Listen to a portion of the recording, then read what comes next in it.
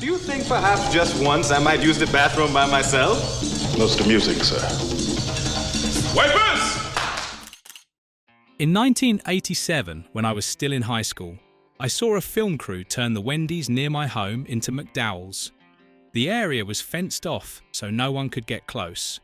Then Eddie Murphy appeared in a dazzling Prince costume stepping out of a limo, only to moments later become the humble Akeem holding a burger tray and looking around Queens in wonder. That moment, even though it lasted only a few seconds, has stayed vividly in my memory ever since. Later, when I had the chance to dig deeper, I discovered strange details that I had completely not noticed before. Did you know that Samuel L. Jackson, when playing the McDowell's robber, was sinking in a severe addiction? Or the reason Eddie Murphy once felt driven crazy every morning while having to sit through hours of makeup to transform into an old man? And why some real African princes actually tried to demand money, believing the film had stolen their life stories. Let us lift the curtain on 15 facts that have never been revealed in today's video. 15. Samuel L. Jackson was addicted to drugs when filming. Take the money out! All of it! Don't stall me, fat boy, let's go! Who would have thought that Samuel L. Jackson, the man who later became famous with countless impressive roles, was only an unknown guy quietly taking very tiny roles in the 80s. And in coming to America, I first noticed the name Samuel L. Jackson through the role of the McDowell's restaurant robber. He appears for only a few short seconds holding a gun pointing straight at the employee's head, a shrill voice shouting for money, then being chased in chaos out the back door by Eddie Murphy, in the role of Akeem. That scene is humorous quick, but his voice and sharp eyes left an unforgettable mark among many supporting characters. At that time, Jackson was in the worst period of his life. He was sinking deep in a crack cocaine addiction that had lasted more than a decade. His acting career was slow, his family was broken, money was tight. He came to the film set like an exhausted man not knowing what tomorrow would be. That robber role was not a big turning point, only a temporary job to earn a living among many other supporting roles. However, those small moments like that helped him remain in the profession. Only a few years later, after successfully quitting drugs, Jackson exploded with Jules Winfield in Pulp Fiction, then continued with Nick Fury Mace Windu, characters that shaped an entire generation of audiences. Looking back at the McDowell's scene, now we not only see a humorous robber, but also see the image of a person who truly once lost his way, struggled, then rose up from the smallest roles. 14. Many real African men came to demand money from Murphy. I ain't saying clean bad. I'm just saying I stopped liking Cassius Clay once he changed his name to Muhammad Ali. What kind of shit is that? Remember, Simi, no one here can know I am royalty. You must appear to be no different than the average man. I will not say a word. Did you know that after the film became famous, Eddie Murphy said that quite a few real African men came to him to demand money? They claimed that they were real African princes, exactly like Akeem in the film. They contacted by phone, sent letters. Even some people tried to come all the way to the United States, asserting that the story in coming to America had stolen their own life, a prince leaving a wealthy homeland, coming to New York to find true love among the ordinary streets of Queens, then facing many humorous troubles. They said the film had exposed personal secrets, damaged the honor of the royal family, and demanded that Murphy compensate, sometimes millions of dollars. Some cases went so far as to threaten lawsuits, send letters from lawyers demand to meet directly. Murphy later told it again with a half-joking, half-serious smile. They said, "I stole their life story while I was just sitting and writing a fun script." Those approaches were mostly unfounded, but they show that the film touched a part of cultural reality. The image of a wealthy African prince coming to America to find a wife has existed in the imagination of many people to the point that they believed it was their own real story. 13. The film was sued for stealing the idea. Now, When you get through here, you take out the trash. Yes. Come with me. I got an easy job for you. Few people know that the film was once sued for stealing the idea, and that lawsuit exposed the dark secret called Hollywood accounting. The famous writer and journalist Art Buchwald, who once wrote for the Washington Post, sued Paramount Pictures because he believed Coming to America was based on the script King for a Day that he had sent to Eddie Murphy and the studio before. Buchwald claimed the idea about an African prince coming to America to find a wife living like a normal person. Then meeting true love was his, a fun story that he had once told in articles and scripts. The lawsuit lasted several years and caused a stir in Hollywood. The most shocking thing was not the dispute about the idea, but when Paramount declared that the film, even though it earned $288 million worldwide, still had no profit, they subtracted all production costs, advertising, loan interest, even the development costs from other projects into the accounting books, making the positive cash flow disappear on paper. The court later ruled that the studio's calculation method was unfair and unreasonable, forcing Paramount to compensate Buchwald a large amount. That case clearly exposed the trick called Hollywood accounting, the way film studios cleverly adjust the accounting books to avoid sharing profits with actors, writers, and producers who have percentage contracts. 12. Eddie Murphy spent 4 hours in makeup to become an old man. He's supposed to be a white Jewish guy, you know? What do you mean he doesn't look like Eddie Murphy, you know? Make the other makeups look more like Eddie, you know? So I still remember that every time I watch the film again, I always wonder about how they turned Eddie Murphy into a white-haired old man in the barbershop. That is the classic barbershop scene where Murphy plays the role of the old man Saul. A shrill voice, a limping walk full of wrinkles and age spots on the skin. To create that character, the makeup master Rick Baker spent exactly 4 hours every morning, starting at 4 in the early morning. Murphy sat still in the makeup chair while the team attached each prosthetic piece onto his forehead, cheeks, chin, neck. Thin layers of silicone but dense with detail. Then they hand-painted each deep wrinkle, each age spot, applied powder layers to make the skin look dry and old. The white hair, the silver beard, even the fake teeth. Everything was meticulous to the point that Murphy almost could not recognize himself in the mirror. He had to endure that heavy layer of chemicals for the entire filming day, sweat coming out under the prosthetic layer. But he still acted smoothly, making the dialogue scene with Akeem become natural and unforgettable, humorous.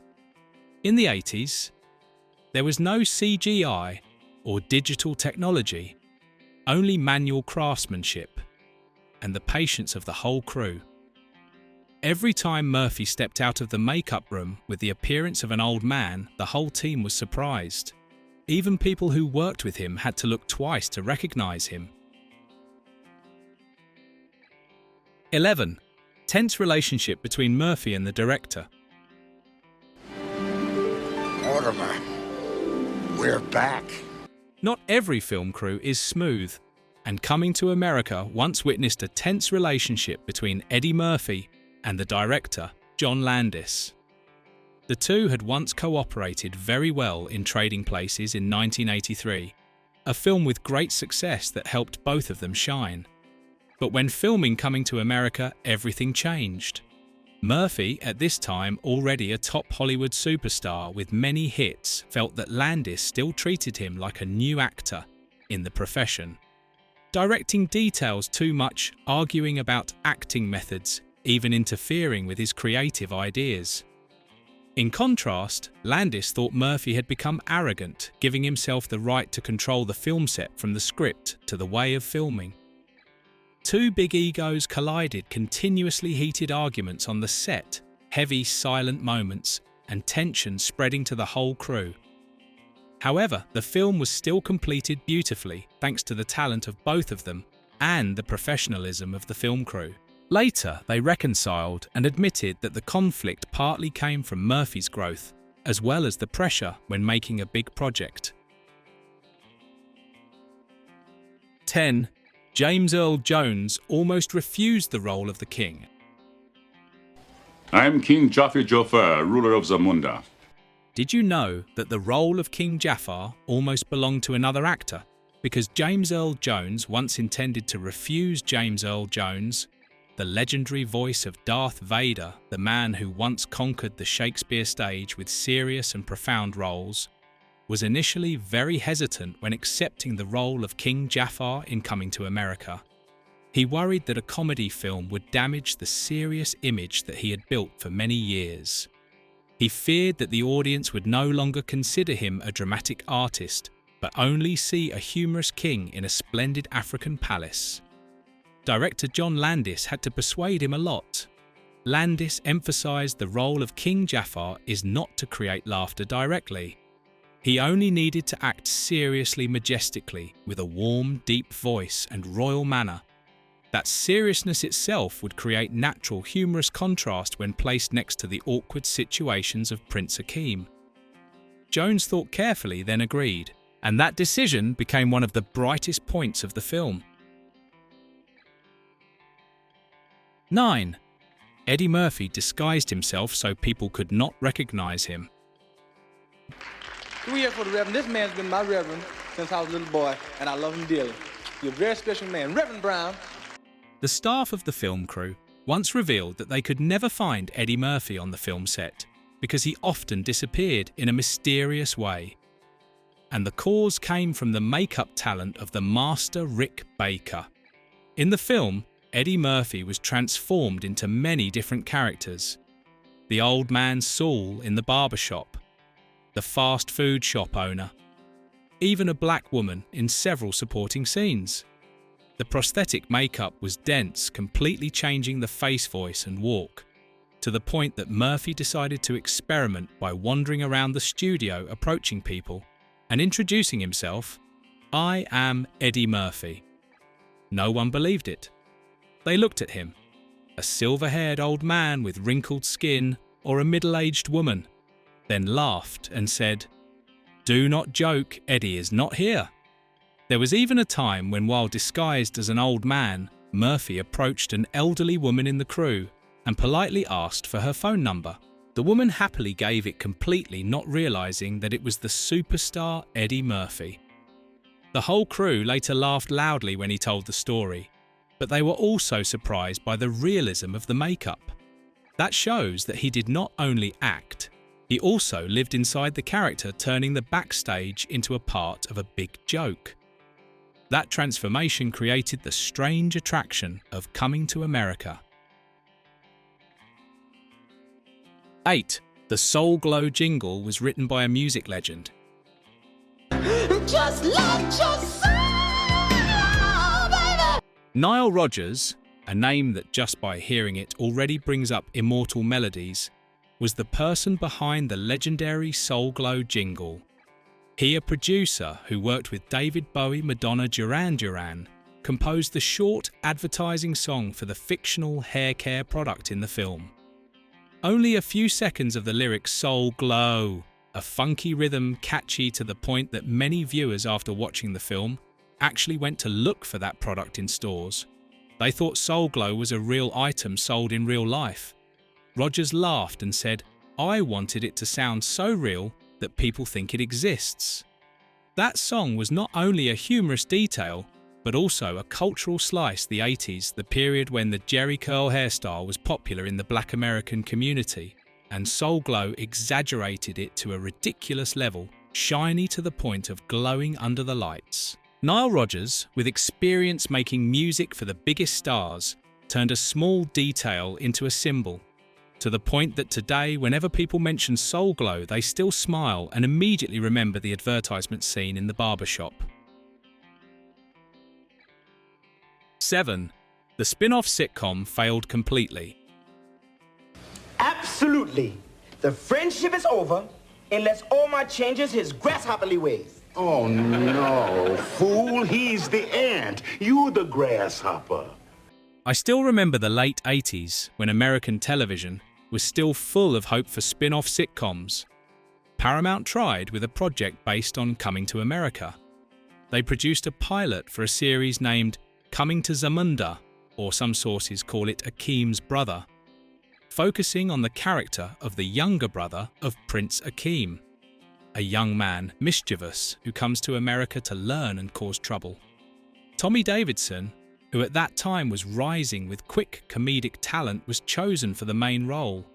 Eddie Murphy took the position of executive producer, but he did not step onto the film set even once, maybe because of a busy schedule or not really believing in the project. The pilot was broadcast for testing in 1989, but the response from the audience and the internal television network was very bad. The script lacked depth, lacked the attraction of the original, and the creative atmosphere was said to have conflicts. After only one broadcast, the series was cancelled immediately without the chance to air officially. At that time, we sat in front of the TV waiting to see more cheerful stories from Zamunda, but it quietly disappeared like an unfinished dream. Coming to America is unique thanks to the perfect combination between Murphy the script and the timing, things that the spin-off could not recreate. That short-lived project now remains only an interesting footnote in film history, a proof of the fragility of continuation ideas. 6. Small cameos that created superstars. Take the money out! All of it! Don't stall me, fat boy. Let's go! Show me the money. In the most crowded scenes, from the barbershop to the streets of Queens, did you notice that many faces that appeared briefly later became big stars of Hollywood? That is the quiet attraction of Coming to America. Small cameos, but full of potential. Samuel L. Jackson appears as the robber of the McDowell's restaurant with a shrill voice and sharp eyes for only a few seconds. Cuba Gooding Jr. sits in the barbershop joking like a normal customer. Vondie Curtis Hall plays a street vendor at the basketball court, appearing briefly but leaving an impression. Vanessa Bell Calloway is Princess Amani, the person introduced as a marriage candidate for Akeem, even though she only appears shortly. In the 80s, they were all young actors struggling to find a position in the industry. A film of Eddie Murphy was like a rare opportunity, no long dialogue, no big scene, but enough for directors, producers and audiences to notice the hidden talent. Later, Jackson exploded with Pulp Fiction and many iconic roles. Gooding Jr. won the Oscar for Best Supporting Actor. Curtis Hall and Calloway appeared in many major television and film projects, building solid careers. Those small roles were not only background, they were the real starting step for their journeys. 5. The sequel after 33 years. The official soft drink of McDowell's Zamunda. 33 years after the original Coming To, America 2021 returned like a late reunion carrying both joy and sadness. Eddie Murphy and Arsenio Hall reprised the roles of Akeem and Semi James. Earl Jones returned with the majestic voice of King Jafar. Most of the old cast gathered again, trying to recreate the cheerful atmosphere of Zamunda and Queens. But time had taken some people away. Louis Anderson, who played Maurice at McDowell's, passed away in 2022, and especially James Earl Jones, who passed away in 2024 at the age of 93. The film became the final farewell to their characters. The scene where Jones appeared once more, even though his health had weakened, carried an indescribable emotion, like a silent goodbye from a legend. The film did not achieve the attraction of the original, but it still kept familiar moments. Akeem returning to Zamunda, facing royal responsibility and humorous situations mixed with family emotion. Coming To. America gathered the characters we once loved, bringing them back to the screen after more than 3 decades, even if only to say goodbye to some of them. The film is proof of the long-lasting life of the original story, while also recording the unavoidable change through the years. 4. Paula Abdul staged the opening scene. Before becoming a music icon with global hit songs, Paula Abdul quietly contributed to the royal beauty of Zamunda. At that time, she was still very young, not yet famous as a singer or dancer on the MTV stage. Paula Abdul was invited to be the choreographer for the opening scene of the film, the moment when Prince Akeem wakes up in the palace with luxurious and formal dances. She designed each movement coordinated, splendid costumes, shimmering lights, so that Zamunda looked like a mysterious African kingdom full of authority and colour. That scene was not only beautiful in image, but also created a sense of reality for the fictional world. Graceful dance steps, rising and falling rhythms. Everything blended so that the audience believed this was a place that truly existed. Paula Abdul worked carefully with the film crew, turning abstract ideas into vivid frames. Her contribution was an important part that helped Coming to America not only be humorous, but also beautiful and luxurious, like an African dream realized on the screen. Thanks to the choreography of Paula Abdul, the opening scene became one of the most impressive moments, laying the foundation for the whole atmosphere of the film. 3. The film poster has many versions. Did you realize that the poster of Coming to America is not only one poster? In fact, it has many different versions, and each version carries its own mark. The legendary artist Drew Struzan, who once painted posters for Star Wars Indiana Jones Back to the Future, was assigned to design the main one. The most famous version is Eddie Murphy giant standing in the middle of New York with a radiant smile holding a crown like a symbol of the American dream meeting African royalty. That image is both grand and humorous, making anyone want to step into the theatre immediately. In addition, there are other versions. One style looks like a shining golden banknote with Murphy at the centre like a king. Another version brings the Statue of Liberty into the frame, symbolising the journey from Africa to America. Each version was printed and posted across theatres, but the version of Murphy Giant over the city is still the symbol remembered the most. Those posters are not only film promotion, they are also works of art, marking the period when cinema still used hand painting to tell stories instead of only relying on digital effects. Drew Struzan turned a simple idea into an immortal image, helping Coming to America remain deep in the audience memory from the first look. 2. The film was harshly criticised by the press before its release. After the first press screening in 1988, Coming to America received extremely negative reactions from critics. Many journalists said the film felt too long. The humour lacked sharpness, and Eddie Murphy was overusing the familiar multiple characters gimmick from his previous movies. Some articles even bluntly called it a step backward for Murphy, after a string of successes like Beverly Hills Cop, criticising the script as bland and uninspired.